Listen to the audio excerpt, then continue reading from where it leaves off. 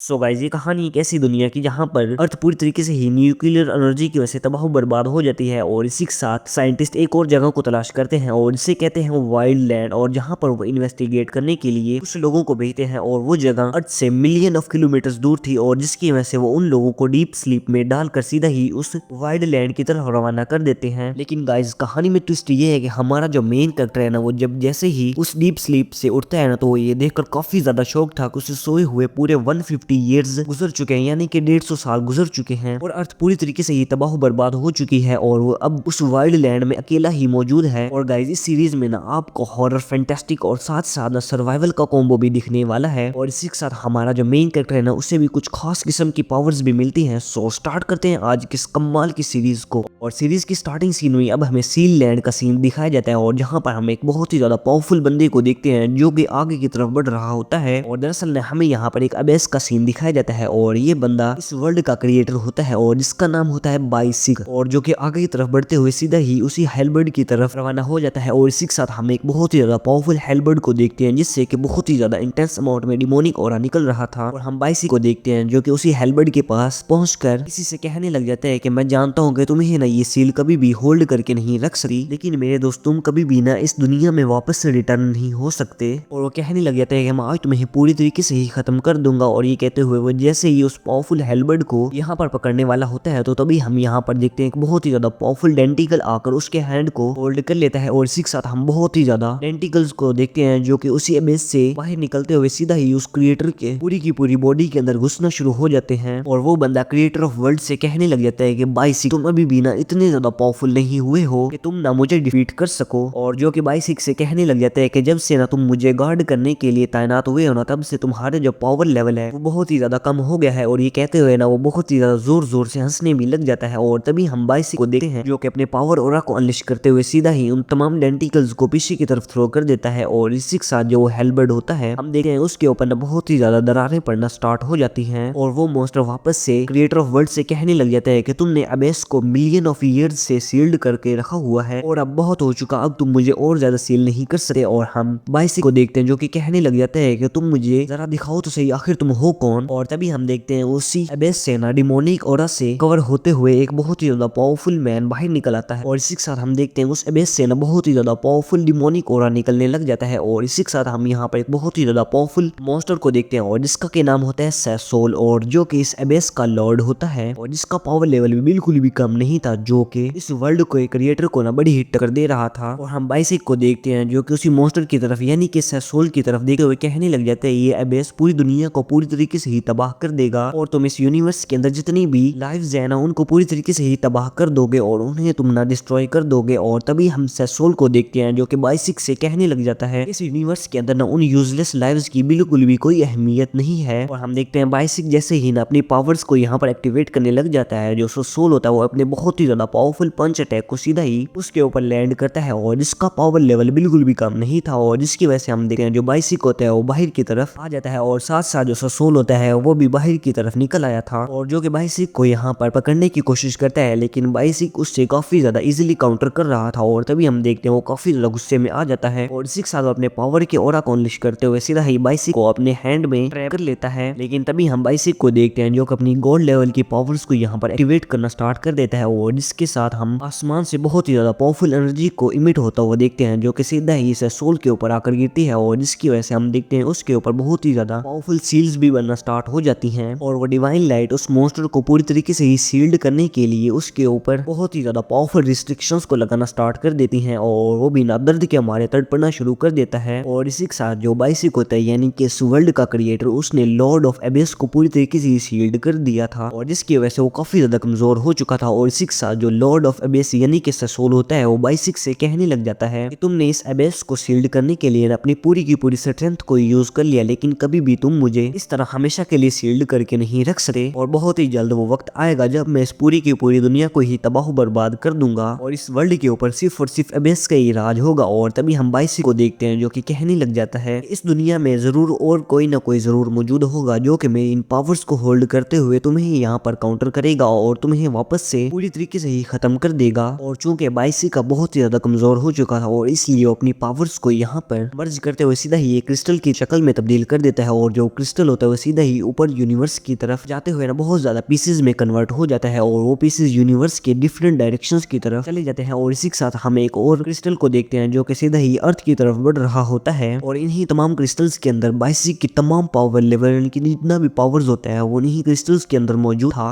और इसी के साथ सीन शिफ्ट होता हमें एक मीटियोर रिसर्च सेंटर का सीन दिखाया जाता है और जहां पर हम हमारे मेन कैरेक्टर चेनमू को देखते हैं और जो कि फिलहाल के लिए सॉन्ग्स को सुनने के लिए मसरूफ था। और इसी के साथ हम उसके पास ना वही क्रिस्टल देखते हैं जो कि बाइसिक की एनर्जी की वजह से क्रिएट हुआ था और जो कि रेजोनेट करना स्टार्ट कर देता है। चेनमू अपने कैप्टन को कॉल करने लग जाते हैं। ये जो क्रिस्टल है ये बहुत ही ज्यादा एनर्जी फ्लक्चुएशन करना स्टार्ट कर देता है, लेकिन हम देखते हैं उसकी कैप्टन को ना उसकी बात की बिल्कुल भी समझ नहीं आती और उस क्रिस्टल के अंदर भी ना एनर्जी का फ्लक्चुएशन और ज्यादा इंक्रीज होता जा रहा था। और इसको कंट्रोल करने के लिए चेनमू वहां पर मौजूद डिवाइस के जरिए से उसकी एनर्जी को कंट्रोल करने की कोशिश करते हैं, लेकिन हम देखेंगे ये सब कुछ बेसूद रहता है और चेनमू कहने लग जाता है मैं इसके एनर्जी फ्लक्चुएशन को बिल्कुल भी कंट्रोल नहीं कर पा रहा हूँ। और हम उस क्रिस्टल को देख रहे हैं जिसमें एनर्जी की फ्लक्चुएशन की वजह से वो यहाँ पर ब्लास्ट कर जाता है और जो क्रिस्टल होता है और उसकी तमाम एनर्जी देखने में ऐसे लग रही थी जैसे कि वो चेनमू की बॉडी के अंदर इंटर कर जाती है। और उसके अगले ही सीन में हम हमारे मेन कैरेक्टर को हॉस्पिटल के अंदर देखते हैं और यहाँ पर उसका एक फ्रेंड भी मौजूद था और जो कि उसे कहने लग जाता है कि चेनमू फाइनली तुम अब जाग ही चुके हो और उसे बताने लग जाता है कि तुम पिछले 6 मंथ से यहाँ पर डीप स्लीप में मौजूद हो। और चेनमू उसे कहने लग जाता है कि आखिर मेरे साथ क्या हुआ है, जिस पर उसका फ्रेंड उसे कहने लग जाता है क्या तुम्हें याद नहीं है कि तुम उस ब्लास्ट की वजह से काफी ज्यादा इंजर्ड हो गए थे, लेकिन किस्मत के साथ तुम उसमें मरे नहीं और यहाँ पर अब तुम जिंदा हो। और चेनमू उस बंदे से पूछने लग जाता है आखिर उस मीटियोर एनर्जी के एक्सपेरिमेंट का क्या बना, और जिस पर वो बंदा कहने लग जाता है ये एक्सपेरिमेंट है ना वो पूरी तरीके से ही सक्सेस रहा। और तभी हम चेनमू को देखते हैं जो कि जैसे ही वहां पर उठने की कोशिश करता है तो उसका फ्रेंड उसे कहने लग जाता है कि तुम्हें बिल्कुल भी तैयार होने की जरूरत नहीं है क्योंकि उस एक्सपेरिमेंटल एक्सीडेंट की वजह से स्पेस एजेंसी ने तुम्हें सस्पेंड कर दिया है। और जिसको सुनकर वो भी काफी ज्यादा शॉक था और जो कि उसे कहने लग जाते हैं आखिर ऐसा वो कैसे कर सकते हैं। और तभी वो उस बंदे से बताने लग जाते हैं कि जब वो मीटियोर बहुत ही ज्यादा एबनॉर्मल हो गया था, यानी कि उसके अंदर एनर्जी फ्लक्चुएशन बहुत ही ज्यादा बढ़ गई थी, तो मैंने सडनली बहुत ही ज्यादा मिस्टीरियस से पर्संस को देखा जो कि आपस में फाइट कर रहे थे। और बताने लग जाते हैं कि वो बंदा किसी डार्क एनर्जी के साथ फाइट कर रहा था और जिसके वो भागने की कोशिश कर रहा था। और बताने लग जाते हैं कि वो मॉन्स्टर बहुत ही ज्यादा पावरफुल था जिसने उस बंदे को डेंटिकल्स में जकड़ लिया। और हम उसके दोस्त को देखते हैं जो कि उसे कहने लग जाते हैं कि शायद तुम्हारा ना उस एक्सीडेंट की वजह से सर चकरा गया है और इसलिए तुम्हें अभी के लिए रेस्ट करना चाहिए। और उसके अगले ही सीन में हम उसी स्पेसशिप को देखते हैं जिससे कि अर्थ से मिलियन ऑफ किलोमीटर दूर उस वाइल्ड लैंड की तरफ भेजा जाने वाला था और जिससे कि फाइनली यहाँ पर लॉन्च भी कर दिया जाता है। और इसी के साथ जो स्पेसशिप होता है वो बाहर की तरफ निकलते हुए सीधा ही सोलर सिस्टम से भी बाहर निकल जाता है और जो कि उसी वाइल्ड लैंड की तरफ रवाना हो गया था। और वो सभी लोग डीप स्लीप में चले गए थे और जो स्पेसशिप होता है वो इसी के साथ अपनी डेस्टिनेशन की तरफ बढ़ता रहता है। और तभी हम अगले ही सीन में चेनमू को देखते हैं जो कि अपनी डीप स्लीप में अचानक से बाइसिक यानी कि क्रिएटिव वर्ल्ड जो कि उस क्रिस्टल के फॉर्म में उसकी बॉडी के अंदर चला गया था ना, उसकी ड्रीम्स को याद करते हुए वो अचानक ही उठ जाता है और जो कि उठते हुए ये कहने लग जाते हैं इस डीप स्लीप की वजह से मेरे सर में काफी ज्यादा दर्द हो रहा है। और कहने लग जाते हैं कि मुझे अपनी बॉडी की रिकवरी के लिए जल्दी से जल्दी रिकवरी रूम में जाना होगा। और तभी वो बाकी के बॉक्सेस की तरफ देखते हुए कहने लग जाते हैं कि कैप्टन जल्दी से उठ जाइए, अब हम पहुंच चुके हैं। और वो इसी के साथ उसी रिकवरी रूम की तरफ रवाना हो जाता है और जैसे ही उस रूम के अंदर दाखिल होता है तो हम देखते हैं वहां पर सभी चीजें तबाह बर्बाद हो चुकी थी। और जिसे देखते हुए जो चेनमू होता है वो भी काफी ज्यादा शौक था, वो कहने लग जाते हैं आखिर यहाँ पर क्या हुआ है। और इसी के साथ वो बढ़ते बढ़ते वहां पर अपने हेलमेट को लेते हुए सीधा ही उस वाइल्ड लैंड की तरफ जैसे ही बढ़ता है ना तो तभी हम देखते हैं वो उस स्पेसशिप से नीचे की तरफ गिरने वाला होता है। और वो ये देखकर काफी ज्यादा शौक था कि आखिर हम हैं कहाँ पर और आखिर ये जगह कौन सी है। और तभी ये देखकर वो काफी ज्यादा शौक रह जाता है कि ये तो वही वाइल्ड लैंड है। और अगली ही सीन में हम चेनमू को देखते हैं जो कि स्पेसशिप के कंट्रोल रूम के अंदर मौजूद होता है और वो ये देखकर खुश हो जाता है कि जो सिस्टम है ना वो अभी भी वर्क कर रहा है। और हम देखते हैं उस स्पेसशिप के यहाँ पर ओपन होते साथ ही जैसे ही वो उस वाइल्ड लैंड के पूरे के पूरे ओवरव्यू को देखते हैं तो उसका मुंह तो खुला का खुला ही रह जाता है और जो कि इमीडिएटली यहाँ पर कंप्यूटर से चेक करने लग जाता है कि हम अपनी डेस्टिनेशन पर पहुंच चुके हैं। और जिस पर उसे पता चलता है कि यहाँ पर ये दरअसल वाइल्ड लैंड ही है और जो कि वही प्लेस है जहाँ पर उसे जाना था। और तभी उसे उसके कंप्यूटर से पता चलता है कि उसे यहाँ पर आए हुए 150 ईयर्स 106 डेज हो चुके हैं। और जो कि हक्का बक्का होते हुए पीछे की तरफ बैठ जाता है। वो कहने लग जाता है कि हम लोग यहाँ पर 150 साल यानी कि 150 ईयर्स से इस जगह पर मौजूद हैं। और जो कि यहाँ पर ना अब तक इसके दौरान ये कि यहाँ पर रिकॉर्ड को चेक करने लग जाता है। और तभी वो वहाँ पर रडार में चेक करता है कि कोई ना उसी की तरफ बढ़ रहा है। और तभी हम यहाँ पर एक बहुत ही ज्यादा मिस्टीरियस किस्म के क्रिएचर को देखते हैं जो कि चेनमू के ऊपर अटैक करने वाला होता है, लेकिन वो एट द मोमेंट ही यहाँ पर काउंटर कर लेता है और जो कि इमीडिएटली ही यहाँ से एस्केप करने की कोशिश करता है। और हम उस मॉन्स्टर को देखते हैं जो कि उसी की तरह रवाना हो गया था। और वो मॉन्स्टर यहाँ पर जैसे ही उसे पकड़ने वाला होता है, जो चेनमू होता है वो वहाँ पर मौजूद एक डोर को बंद कर लेता है और जो कि हाँकते मांगते हुए ना पीछे की तरफ हट जाता है और जो काफी ज्यादा डरा हुआ था और जो कि हाँकते कांपते हुए कहने लग जाता है, कोई मुझे बताएगा आखिर हम कहाँ पर मौजूद हैं और आखिर यहाँ पर चल क्या रहा है। और तभी यहाँ पर वो किसी किस्म के फ्लूइड को देखता है और इसे देखते हुए जैसे ही अपने कैप्टन की कैबिन पे जाता है तो वो ये देखकर काफी ज्यादा हैरान था और जो कि काफी ज्यादा डर भी जाता है कि जो उसका कैप्टन है वो पूरी तरीके से ही मारा जा चुका है। और हम देखते हैं जैसे ही वो अपने दूसरे फ्रेंड्स को यहाँ पर जगाने की कोशिश करते हैं, यानी कि उस डीप स्लीप में, तो वहाँ पर मॉन्स्टर ही मॉन्स्टर मौजूद थे और इसे देखते हुए वहाँ से एस्केप करने लग जाता है। और हम उस मॉन्स्टर को भी देखते हैं जो कि लगातार उसी डोर को यहाँ पर ब्रेक करने की कोशिश कर रहा था। हम चेनमू को देखते हैं जो कि यहाँ पर जैसे ही उस डोर को ओपन करता है, जो मॉन्स्टर होता है वो दूसरी तरफ चला जाता है और इमीडिएटली ही चेनमू दूसरी तरफ चला जाता है। और जो कि यहाँ पर जैसे ही ना उस डोर को ओपन करने की कोशिश करता है तो हम देखते हैं जो डोर होता है वो उससे परमिशन मांगता है और जिस पर चेनमू से काफी ज्यादा गुस्से के साथ कहने लग जाते हैं आखिर तुम इस वक्त कैसे परमिशन मांग सकते हो। और तभी यहाँ पर वो कुछ वेपन्स को भी उठा लेता है ताकि ना वो उनको अपने डिफेंस के तौर पर यूज कर सके। और तभी हम एक मॉन्स्टर को देखते हैं जो कि दरअसल चेनमू का ही एक फ्रेंड होता है और जिससे कि वो अपने उस वेपन के जरिए से अटैक करता है, लेकिन हम देखते हैं उस क्रीचर के ऊपर ना उसका कुछ भी असर नहीं होता और जिसे देखते साथ ही चेनमू वहां से भागने लग जाता है। और इससे पहले कि चेनमू यहाँ से एस्केप कर पाता है, यहाँ पर हम उस मॉन्स्टर को देखते हैं जो कि इमीडिएटली ही उसे यहाँ पर पकड़ लेता है और जो कि यहाँ पर उसे मारना भी स्टार्ट कर देता है। लेकिन हम चेनमू को देखते हैं जो कि जैसे तैसे करके ना उससे एस्केप करता है और तभी वो अपने वेपन को उठाकर उसके सीधा ही हेड के ऊपर अटैक करता है और जिसकी वजह से हम देखते हैं जो क्रीचर होता है वो इमीडिएटली ही यहाँ पर मारा जाता है। लेकिन तभी यहाँ पर हम देखते हैं उसके जैसे एक और भी मॉन्स्टर आ जाता है और जिसे देखते हुए चेनमू कहने लग जाता है क्या यहाँ पर और भी मौजूद है, और जिसे देखते वो काफी ज्यादा शौक था और जो कि पीछे की तरफ हटना स्टार्ट कर देता है। और हम उस मॉन्स्टर को देखते हैं जिसने कि चेनमू के फेस से पकड़ लिया था और जो कि उसे पटक पटक कर मारना स्टार्ट कर देता है। और तभी हम चेनमू की आईज के अंदर नए खास किस्म की एनर्जी की फ्लक्चुएशन को देखते हैं और वो मॉन्स्टर जैसे ही चेनमू के पेट के अंदर एक बहुत ही ज्यादा पावरफुल स्ट्राइक करता है ना, तो उसकी वजह से चेनमू की बॉडी के अंदर जो उसके जीन्स होते हैं वो पूरी तरीके से ही म्यूटेशन की वजह से इन्वॉल्व होना स्टार्ट हो जाते हैं और देखने में ऐसा लग रहा था जैसे कि वो उस क्रिस्टल की पावर्स को यहाँ पर अवेकन कर रहा हो। और तभी यहाँ पर हम उसी क्रिएटर ऑफ वर्ल्ड को देखते हैं जो कि एनर्जी की फॉर्म में सीधा ही जाकर चेनमू की बॉडी के अंदर इंटर कर जाता है और इसी के साथ चेनमू की बॉडी के अंदर से बहुत ही ज्यादा पावरफुल एनर्जी का फ्लक्चुएशन अनलिश होता है और जिसकी वजह से वो जो मॉन्स्टर होता है वो भी इमीडिएटली यहाँ पर मारा जाता है। और तभी हम चेनमू को देखते हैं जो कि ये देखकर काफी ज्यादा शौक था कि वो अभी भी जिंदा है और वो कहने लग जाते हैं आखिर मैं अभी तक मरा क्यों नहीं हूँ। और उस एनर्जी फ्लक्चुएशन की वजह से जो वो स्पेसशिप होता है वो भी बहुत ही ज्यादा हिलना स्टार्ट कर देता है, मानो कि वो भी गिरने वाला हो। और जिसे देखते हुए चेनमू कहने लग जाता है कि मुझे ना अभी के लिए यहाँ से निकलना होगा। और अगले ही सीन में हम चेनमू को देखते हैं जो कि फाइनली उस स्पेसशिप से बाहर आ जाता है और हम चेनमू की बॉडी के ऊपर एक बहुत ही ज्यादा बड़े घाव को देखते हैं, लेकिन हम देखते हैं जो उसकी बॉडी के अंदर वो क्रिस्टल की पावर्स होती हैं उसे पूरी तरीके से ही हील कर देती हैं। और तभी हम उसके पीछे एक रोबोट को देखते हैं जो कि चेनमू से कहता है कि तुम बिल्कुल भी यहाँ पर हिलना मत, और जो कि उसे कहने लग जाता है कि ह्यूमन तुम्हें ना कभी भी यहाँ पर बाहर नहीं आना चाहिए था। और तभी यहाँ पर हम एक मॉन्स्टर को देखते हैं जो कि जैसे ही चेनमू के ऊपर अटैक करने वाला होता है, जो रोबोट होता है उसे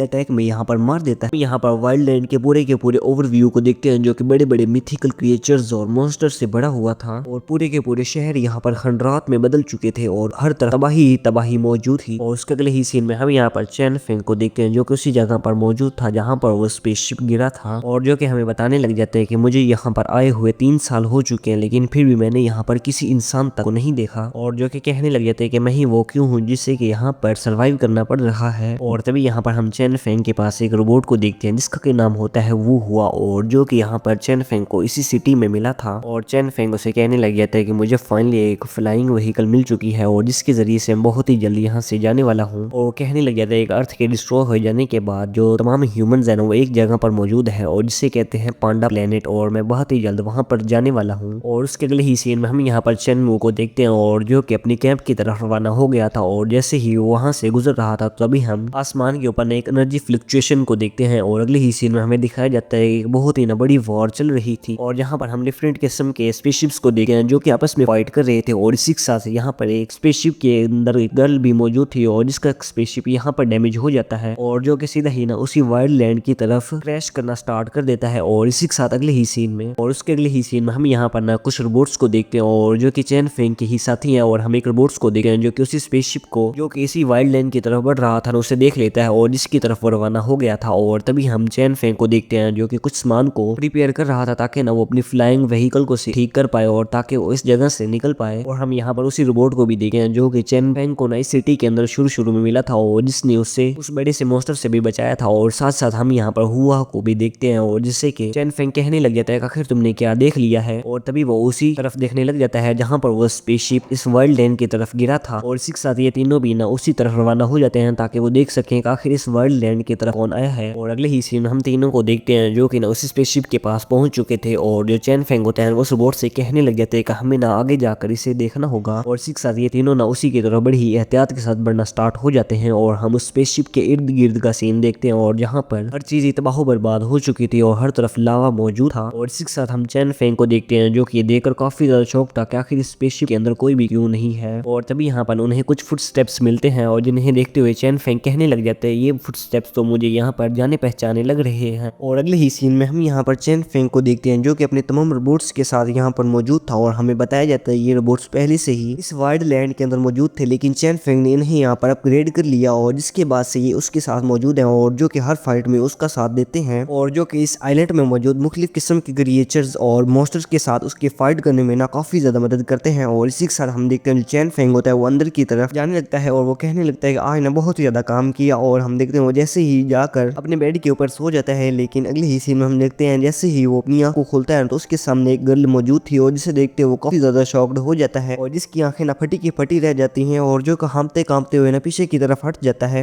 और तभी यहाँ पर हम स्टार स्क्रीम को देखते हैं जो कि यहाँ पर भागते हुए आकर चैन फेंग से कहने लग जाता है कि मैं तुम्हें एक बात बताना भूल गया। और हम चैन फेंग को देखते हैं जो कि उससे कहने लग जाता है कि आखिर ये कौन है, ये कौन है। और हम स्टार स्क्रीम को देखते हैं जो कि उसे कहने लग जाता है कि आखिर इसने तुम्हारे साथ क्या किया। और जो कि उसे कहने लग जाता है कि ये मर गई है, मैं जब इसे लाया था तब तो ये जिंदा थी। और हम चैन फेंग को देखते हैं जो उसे कहने लग जाते हैं कि ये जिंदा है। और हम स्टार स्क्रीम को देखते हैं जो कि उसे कहने लग जाते हैं कि मैं जानता हूँ कि तुम्हें ना क्या चीज अच्छी लगती है और इसलिए मैंने सोचा कि मैं इस लड़की को तुम्हारे पास ले आऊं और इसे देखते हुए तुम काफी ज्यादा खुश होगे। और जो कि उसे यहाँ पर ये कहते हुए जाने लगता है कि तुम ही खुद ही इसे मैनेज करो, मैं तो यहाँ से जा रहा हूँ। और तभी हमें इस लड़की का नाम क्लाइटी बताया जाता है। और अगले ही सीन में हम यहाँ पर हम स्टार स्क्रीम को देखते हैं जो कि चैन फेंग से कह रहा था कि जैसे ही वो स्पेसशिप गिरा ना तो वहां पर मैं जल्दी से जल्दी पहुंच गया और जहां पर मुझे ये लड़की मिली और तब ये पूरी तरीके से ही अनकॉन्शियस थी और जिसकी वजह से मैं इसे यहाँ पर ले आया। और उसके अगले ही सीन में हम यहाँ पर चैन फेंग को देखते हैं और जिसके पास वो क्लाइटी भी मौजूद थी। और तभी चैन फेंग अपनी एआई से पूछने लग जाता है कि आखिर अब इसकी हालत कैसी है और जिस पर वो एआई बताने लग जाता है ये ना ह्यूमन बीइंग से बिल्कुल ही डिफरेंट है और जिसकी वजह से मैं इसे बिल्कुल भी हील नहीं कर पा रहा। लेकिन ये जिस स्पेसशिप में आई थी ना वहां पर एक थ्रोन भी था और जिसकी वजह से जो वो थ्रोन है ना उसकी बॉडी को लगातार हील कर रहा है। और तभी यहाँ पर हम चैन फेंग को देखते हैं जो कि अपने रोबोट से कहने लग जाता है कि क्या हमें यहाँ पर इसे अपने साथ लेकर जाना चाहिए और अगर यहाँ पर हम इसे अकेला छोड़ देंगे ना तो इसकी जान यहाँ पर खतरे में पड़ सकती है। और तभी यहाँ पर हम प्राइमल को देखते हैं जो कि चैन फेंग से कहने लग जाता है कि हम इसे कभी भी ना अपने साथ नहीं लेकर जा सकते क्योंकि ये जिस थ्रोन के ऊपर मौजूद है उसके अंदर एक टाइम बॉम्ब लगा हुआ है और जैसे ही हम इसे यहाँ से लेकर जाने की कोशिश करेंगे ना तो उसी वक्त हम सभी लोग यहाँ से मारे जाएंगे। और प्राइमल उससे कहने लग जाता है ये ह्यूमन से ना बिल्कुल भी बिलोंग नहीं करती और जिसकी वजह से ये हमें नुकसान पहुंचा सकती है। और हम चैन फेंग को देखते हैं जो उसे कहने लग जाता है कि आखिर तुम्हें यहाँ पर ये किस तरीके से लग रही है कि ये हमें नुकसान पहुंचा सकती है। और जो कि उसे कहने लग जाता है कि हमें कुछ दिन यहाँ पर रुकना चाहिए ताकि जब तक ये ठीक नहीं हो जाती ना तब तक हम यहाँ पर रुक सकते हैं। और तभी यहाँ पर हम स्टार स्क्रीम को देखते हैं जो कि उन सभी लोगों से कहने लग जाता है कि मैं तुम लोगों के साथ ना बिल्कुल भी नहीं जाने वाला और अगर तुम लोग ना इसे अपने साथ लेकर जाओगे तो फिर ही ना मैं तुम्हारे साथ जाने वाला हूँ। और ये कहते हुए ना वहां से चला जाता है। और तभी हम चैन फेंग को देखते हैं जो कि प्राइमल से कहने लग जाता है लेकिन फिर भी ये लड़की ना बिल्कुल ही ह्यूमंस की तरह लग रही है और मुझे नहीं लगता ये किसी एलियन रेस से बिलोंग करती होगी। और जिस पर वो उसे कहने लग जाता है ये मैटर नहीं करता ये ह्यूमंस की तरह लग रही है या नहीं, लेकिन फिर भी ये अपनी ब्रूटल नेचर को ना बिल्कुल भी हाइड नहीं कर सकती और इससे इमिट होने वाला ना डिमोनिक और यानी कि इवल और ना आसानी के साथ फील कर पा रहा हूँ। और उसके अगले ही सीन में हम यहाँ पर उस वर्ल्ड लैंड के आउटर सीन का देखते हैं यानी कि स्पेस का सीन देखते हैं और जहाँ पर हम देखते हैं कि स्पेस को क्रैक करते हुए यहाँ पर एक स्पेसशिप आ जाती है और जो कि दरअसल होती है कॉनियान कनाइट की एक स्पेसशिप। और दरअसल में ये लोग यहाँ पर क्लाइटी को ही तलाश करने के लिए आए थे जो कि इस वक्त चैन फेंग के साथ उसी वर्ल्ड लैंड में मौजूद है। और तभी हम स्पेसशिप के कमांडर को देखते हैं जो कि अपने एक असिस्टेंट के साथ मौजूद था और जो कि उससे कहने लग जाता है कि तुम्हें जल्दी से जल्दी ना क्लाइटी कैलेरिना को तलाश करना होगा। और दरअसल इस बंदे का नाम होता है कीनी। और तभी हम दूसरे बंदे को देखते हैं जो कि कहने लग जाता है कि क्लाइटी यहाँ से भाग गई है। और तभी हम दूसरे कमांडर को देखते हैं जो कि उसे कहने लग जाता है कि हमारी जिम्मेदारी सिर्फ और सिर्फ ये है कि हमें उसे जल्दी से जल्दी वापस लाना होगा और जिसके बाद हमारा आधा टास्क पूरी तरीके से ही कंप्लीट हो जाएगा। और तभी हम दूसरे बंदे को देखते हैं जो कि उसे कहने लग जाता है क्या क्लाइटी उसी अपोलोजाइज थ्रोन को हासिल करना चाहती है। और वो बंदा उस कमांडर से कहने लग जाता है कि आपको ना जरा इस पर ध्यान देना चाहिए क्योंकि उस थ्रोन के अंदर इतनी ज्यादा पावर है कि वो पूरे के पूरे यूनिवर्स को ही यहाँ पर डोमिनेट कर सकती है और हर कोई सिर्फ और सिर्फ उसी अपोलोजाइज थ्रोन को हासिल करना चाहता है। और तभी वो कमांडर उसे कहने लग जाता है कि दौरान तुम्हें ना जरा अपनी बातों पर ख्याल करना होगा कि आखिर तुम क्या कर रहे हो। और तभी हम दूसरे बंदे को देखते हैं जो कि उसे कहने लग जाते हैं कि मैं सिर्फ और सिर्फ ना आपकी यहाँ पर चिंता कर रहा था और मुझे आपकी नजरा फिक्र है। और तभी यहाँ पर हम एक कमांड रूम के ऑब्जर्वर को देखते हैं जो कि यहाँ पर कमांडर से आते साथ ही कहने लग जाता है कि क्लाइटी का जो वॉरशिप है ना उसके ऊपर किसी ने अटैक किया था और जिसके मलबे को ना हमने यहाँ पर तलाश कर लिया है। और तभी हम दोरान को देखते हैं जो कि कमांडर से कहने लग जाता है कि आखिर किसकी हिम्मत हो सकती है जो कि क्लाइटी के वॉरशिप के ऊपर हमला कर सकता है।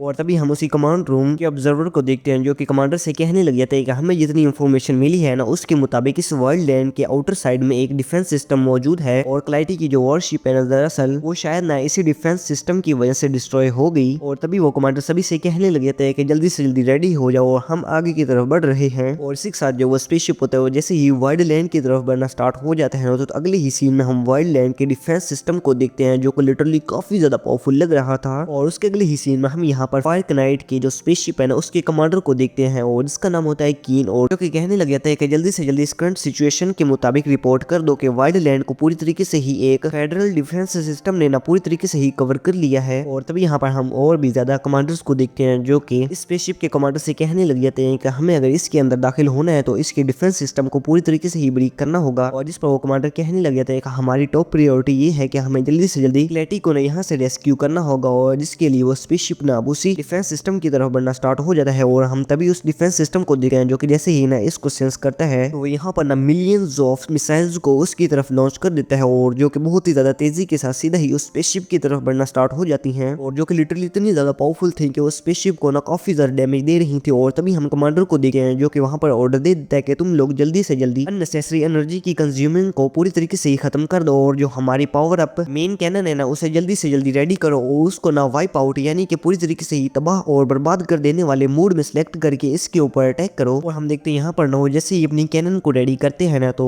स्पेसशिप के ना एक बहुत ही ज्यादा पावरफुल बैरियर बन जाता है और जो कि लगातार एक्सपेंड कर रहा था और जितने भी वहां पर फेडरल डिफेंस सिस्टम के मिसाइल होते हैं उनको पूरी तरीके से ही खत्म कर देते हैं। और तभी यहाँ पर हम वर्ल्ड लैंड के ऊपर और भी बहुत ज्यादा मिसाइल्स को देखते हैं और जो कि उसी स्पेसशिप की तरफ ना वापस से बढ़ना स्टार्ट हो जाते हैं। और हम स्पेसशिप का सीन देखते हैं और जिससे कि कमांडर ऑर्डर दे देता है कि तुम लोग जल्दी से जल्दी हमारी जो फायर कैनन मिसाइल्स है ना उनको लॉन्च करो। हम यहाँ पर देखते हैं कि बहुत ज्यादा ना मिसाइल्स यहाँ पर लॉन्च हो जाती हैं और जो कि सीधा ही उस फेडरल डिफेंस सिस्टम की तरफ बढ़ना स्टार्ट हो गई थी। और तभी हम एक और कमांडर को देखते हैं जो कि कहने लग जाता है क्या ये डिफेंस सिस्टम को एक इंटेलिजेंट कंट्रोल कर रहा है और ये ना हमारे तमाम अटैक से यहाँ पर डॉज कर रहा है। और तभी हम उसी फेडरल डिफेंस सिस्टम के मेन टावर को देखते हैं और जो कि एक बहुत ही ज्यादा पावरफुल अटैक को सीधा ही उस स्पेसशिप की तरफ कर देता है और जो लिटरली इतना ज्यादा पावरफुल होता है उस स्पेसशिप को ना उसने हिलाकर रख दिया था। और तभी हम देखते हैं उस स्पेसशिप ने एक बहुत ही ज्यादा पावरफुल लेजर अटैक को सीधा ही उस डिफेंस सिस्टम के कोर की तरफ कर दिया था और जिसकी वजह से उस स्पेसशिप ना यहाँ पर एट द स्पॉट ही पूरी तरीके से ही डिस्ट्रॉय हो जाता है। अगली सीन में हम यहाँ पर चैन फेंग को देखते हैं और जो कि स्टार स्क्रीन के साथ मौजूद था और जैसे ही वो उसके गले में ना एक की को देखते हैं तो उसे कहने लग जाता है आखिर ये तुम्हें कहाँ से मिली। इस पर उसे कहने लग जाता है ये ना मुझे एक्सीडेंटली तौर पर मिली। और तभी हम चैन फेंग को देखते हैं जो कि उसे कहने लग जाता है तुम मुझे सच सच बताओ। और जिस पर स्टार स्क्रीन उसे कहने लग जाता है कि ये की ना मुझे क्लैरिटी से मिली यानी कि वो लड़की जिसे कि मैं ना उठा कर लाया था। और उस की को देखकर जो चैन फेंग होता है वो भी काफी ज्यादा शॉक था। और अगले ही सीन में हम यहाँ पर चैन फेंग को ना प्राइमल के साथ देखते हैं और वो दोनों ही उस की को यहाँ पर स्कैन कर रहे थे और प्राइमल चैन फेंग को कहने लग जाता है ये की है इसको शायद ना थ्रोन के जरिए से बनाया होगा और ये इतनी ज्यादा पावरफुल है कि ये ब्लैक क्रिस्टल को भी ना पूरी तरीके से ही ट्रांसम्यूट कर सकती है। और चैन फेंग ना उसकी बातों को सुनकर काफी ज्यादा शॉक था और उसे कहने लग जाता है कि वाकई में ये थ्रोन ब्लैक क्रिस्टल टेक्नोलॉजी है ना ये काफी ज्यादा एडवांस है और अगर मुझे मौका मिला ना तो उससे मैं इसके बारे में ना जरूर पूछूंगा। और उसके अगले ही सीन में हम यहाँ पर फायर कनेक्ट स्पेसशिप का सीन देखते हैं और यहाँ पर हम एक बंदे को देखते हैं जो कि उस कोर को यानी स्पेसशिप के कोर को यहाँ पर दोबारा से अपग्रेड करने में लगा हुआ था और जिसने कि फाइनली ना उस स्पेसशिप के सोल फायर कोर को पूरी तरीके से अपग्रेड कर दिया था और जिसकी वजह से ना पूरी तरीके से ही रेडी था। और तभी यहाँ पर हम एक और पर्सन को आता हुआ देखते हैं और जो कि एक लड़की होती है और जो कि आते साथ यहाँ पर कहने लग जाती है कि फ्रे यहाँ पर सोल फायर कोर का क्या बना है। और इस लड़की का नाम होता है लॉर्ड इंटरप्रेटर और वो बंदा कहने लग जाता है कि इस कोर को ना हमने पूरी तरीके से अपग्रेड कर लिया है। और तभी हम फेरे को देखते हैं और जो कि उस लड़की से कहने लग जाते हैं कि सिर्फ और सिर्फ आप ही हैं जो कि उस एपोकलाइप्स थ्रोन को यहाँ पर फाइंड कर सकती हैं और मुझे होप है कि हमने जो इस वर्ल्ड लैंड के अंदर एनर्जी को महसूस किया है ना वो बिल्कुल भी वो एपोकलाइप्स थ्रोन तो बिल्कुल भी ना हो। और वो लड़की फ्रेज से कहने लग जाती है आखिर क्या तुम उस एपोकलाइप्स थ्रोन के बारे में कुछ जानते हो। जिस पर फेरे उसे कहने लग जाता है कि हमारे एम्पायर के अंदर ना इसकी वजह से एक रूमर है कि जो कोई भी ना इस थ्रोन को हासिल कर लेगा वो पूरी तरीके से ही हर चीज को कंट्रोल कर पाएगा। और तभी वो लड़की कहने लग जाती है कि वो इस थ्रोन की पावर के जरिए से क्या लाइफ एंड डेथ को भी पूरी तरीके से ही रिवर्स कर सकता है और क्या वो हमेशा के लिए ही जिंदा रह सकता है। और तभी ना उसी थ्रोन के एक फिगर को बनाते हुए कहने लग जाते हैं, कहता कि वो थ्रोन इतना ज्यादा पावरफुल है को पूरी तरीके से ही अबेस को भी यहाँ पर डिस्ट्रॉय कर सकता है। और तभी वो बंदा कहने लग जाता है कि मुझे डर है कि वो थ्रोन किसी गलत हाथों में ना लग जाए। और तभी वो लड़की कहने लग जाती है कि जितना कि मैंने उसे फाइंड किया है, यानी कि मैंने उसके बारे में रिसर्च किया है ना, अभी तक उस थ्रोन को किसी ने भी हासिल नहीं किया। और अगर उसे कोई हासिल कर भी लेता है ना, तो जो हमारी जो फायर नाइट ऑर्डर है ना, उसे डेफिनेटली ही ना वापस ले आएगी। और तभी वो ये कहते हुए वहां से चली जाती है कि तुम लोग ना उस अपोलो जाइस थ्रोन को हमेशा ही यानी कि फाइंड करने की कोशिश करते रहो। और उसके अगले ही सीन में हम कमांडर कीन को देखते हैं, और जो कि कमांडर दौरान से पूछने लग जाते हैं कि आखिर क्या सिचुएशन चल रही है, जिस पर कमांडर दौरान उन्हें बताने लग जाते हैं कि हमारा स्पेसशिप काफी ज्यादा डैमेज हो चुका है और जिसकी वजह से हमें इस वाइल्ड लैंड के ऊपर एक इमरजेंसी लैंडिंग करनी होगी। और इसी के साथ वो कमांडर कीन को बताने लग जाते हैं कि साथ साथ एक और बहुत ही बड़ी प्रॉब्लम हुई है, और ये है कि हम ना अपने एम्पायर के साथ कॉन्टेक्ट नहीं कर पा रहे। और जिसका साफ साफ मतलब ये है कि हम ना इस वाइल्ड लैंड के ऊपर ना पूरी तरीके से ट्रैप्ड हो चुके हैं। और वो बताने लग जाते हैं कि हमें नहीं पता कि वहां पर ना कितने ज्यादा हमारे दुश्मन हो सकते हैं, और साथ साथ ना हमें अभी तक क्लैरिटी के बारे में भी ना कोई भी इंफॉर्मेशन नहीं मिली। और इसके अगले ही सीन में हम यहाँ पर ना क्लैरिटी को उसके सी ऑफ कॉन्शियसनेस के अंदर देखते हैं, जैसे कि वो किसी बेस के नीचे गहरी साइड की तरफ जा रही हो। और तभी हम उसके गले में ना उसी लॉकेट को देखते हैं जो कि हमने स्टार स्क्रीम के गले में देखा था, और जो कि यहाँ पर ग्लो करना स्टार्ट कर देता है। और जिसकी वजह से हम देखते हैं वो ना अपने माइंड को दोबारा से रीगेन कर लेती है, और इसी के साथ वो दोबारा होश में आ जाती है। और जो कि होश में आते साथ ही कहते हैं कि भाई आखिर तुम कहाँ हो। और तभी हम क्लैरिटी को देखते हैं जो कि अपने इर्द गिर्द की जगह को देखकर काफी ज्यादा हैरान थी, और वो देखने लग जाती है कि आखिर मैं इस वक्त कहाँ पर मौजूद हूँ। और तभी वो चैन फेंग की ना पिक्चर को भी उठाकर देखती है, और तभी उससे उसका लॉकेट भी मिल जाता है। और जिसे पाते साथ ही वो काफी ज्यादा खुश थी, मानो कि वो उसकी किसी पुरानी मेमोरीज के साथ जुड़ा हुआ हो। और अगले ही सीन में हम चैन मो को देखते हैं, और जो कि अपने रोबोट्स के साथ अपने बेस पर पहुंच चुका था। और जो चैन फेंग होता है वो प्राइमल से कह रहा था क्या अभी तक वो लड़की जाग गई होगी। और तभी हम स्टार स्क्रीम को देखते हैं, और जो कि चैन फेंग से कहने लग जाते हैं तुम्हें उसकी ना कुछ ज्यादा ही फिक्र नहीं हो रही, जिस पर वो उसे कहने लग जाते हैं कि हमें ना उसे छुड़े हुए यहाँ पर 3 दिन हो चुके हैं, और जिसकी वजह से मुझे लगा कि अब तक ना वो उठ गई होगी। और जिस पर स्टार स्क्रीम उसे कहने लग जाता है कि हमें ना उससे अपने साथ लेकर जाना चाहिए। और चैन फेंग उसे कहने लग जाता है कि मुझे तो उससे प्यार हो गया है, लेकिन मुझे नहीं पता कि वो मानेगी भी या नहीं, और उसके पास तो वो पावरफुल थ्रोन भी मौजूद है और जो कि उससे लगातार हील कर रहा है। और उसके लिए इसी में हम चैन फेंग को देखते हैं, और जो कि स्टार स्क्रीम से कह रहा था कि मैं अभी ना अपने काम को निपटा कर आया, और ये कहते हुए वहां से जाने लगता है। और हम देखते हैं जैसे ही वो अपने बिजनेस को कर रहा था, तो तभी हम क्लैरिटी को देखते हैं जिसने कि अपनी सोर्ड को उसकी गर्दन पर रख लिया था, और जिस पर चैन फेंग उसे कहने लग जाता है कि जरा रुको तो सही, मुझे जरा ना अपने ट्राउजर को ऊपर कर लेने दो, फिर मैं तुम्हारे साथ बात करता हूँ। और तभी हम क्लैरिटी को देखते हैं जिसने अपने एक ही अटैक में यहाँ पर चैन फेंग को पूरी तरीके से अनकॉन्शियसनेस कर दिया था। और तभी हम प्राइमल को देखते हैं जो कि जैसे ही क्लैरिटी के ऊपर कुछ अटैक्स को करता है, तो तभी हम क्लैरिटी को देखते हैं जिसने अपने सामने नए ट्रांसपेरेंट बैरियर को बना लिया था, और जिसने तमाम अटैक्स को यहाँ पर काउंटर कर लिया। और तभी हम देखते हैं स्टार स्क्रीम और जो प्राइमल होते हैं जैसे ही क्लैरिटी के ऊपर अटैक करने के लिए बढ़ते हैं, तो अगले ही सीन में हम क्लैरिटी को देखते हैं जिसने कहना उन्हीं सभी लोगों को यहाँ पर पकड़ा हुआ था। और हम क्लैरिटी को देखते हैं जो कि प्राइमल से ना कुछ इन्फॉर्मेशन को लेने की कोशिश करती है, लेकिन वो कहता है कि मैं तुम्हें ना कुछ भी नहीं बताऊंगा, और जिसकी वजह से वो काफी ज्यादा गुस्से में आ जाती है। और तभी ना अपनी पावर्स को यूज करते हुए जो प्राइमल होता है उसकी पूरी की पूरी मेमोरीज को भी यहाँ पर चेक करना स्टार्ट कर देती है। और बेसिकली तौर पर वो ये चेक करना चाहते थे क्या ये उसके एनिमीज हैं यानी कि दुश्मन हैं या नहीं, लेकिन इस बारे में ना उसे कोई भी इंफॉर्मेशन नहीं मिलती। और तभी ना हम यहाँ पर क्लैरिटी को देखते हैं जो कि बाकी की तमाम रोबोट्स की मेमोरीज को चेक करते हुए जैसे ही स्टार स्क्रीम के पास जाती है ना, तो उसके पास उसका लॉकेट मौजूद होता है, और जिसकी वजह से वो काफी ज्यादा गुस्से में आ जाती है और उसे कहने लग जाती है कि आखिर तुम्हारे पास मेरे भाई का लॉकेट कहाँ से आया हो, जिस पर वो उसे कहने लग जाते हैं कि हमें ये उसी जगह से मिला जहाँ पर न तुम हमें मिली थी। और तभी हम चैन फेंग को देखते हैं जो कि फाइनली होश में आ जाता है, और जो क्लैरिटी होती है वो उससे पूछने लग जाते हैं आखिर तुम्हें ये लॉकेट कहाँ से मिला। और क्लैरिटी यहाँ पर चैन फेंग को कुछ गुस्से मुक्के भी लगाती है, और जिस वजह से वो कहने लग जाता है क्या तुम्हें यहाँ पर मारने के सिवा कुछ आता नहीं है। और जिस पर क्लैरिटी उसे कहने लग जाते हैं कि तुम लोगों के साथ तो बात करना ना सिर्फ और सिर्फ मेरे वक्त का जाया करना है। और तभी ना वो उसी लॉकेट को ऊपर की तरफ उठाते हुए उसकी मेमोरीज को यहाँ पर चेक करना लग जाती है। और तभी यहाँ पर हम देखते हैं कि उस लॉकेट से किसी किस्म के फिगर को हम देखते हैं, और तभी हमें एक बंदे को दिखाया जाता है और जिसके पास एक बहुत ही ज्यादा पावरफुल हेलबर्ड मौजूद था, और जो कि एक जगह पर मौजूद था। और तभी ही वो जैसे ही हेलबर्ड को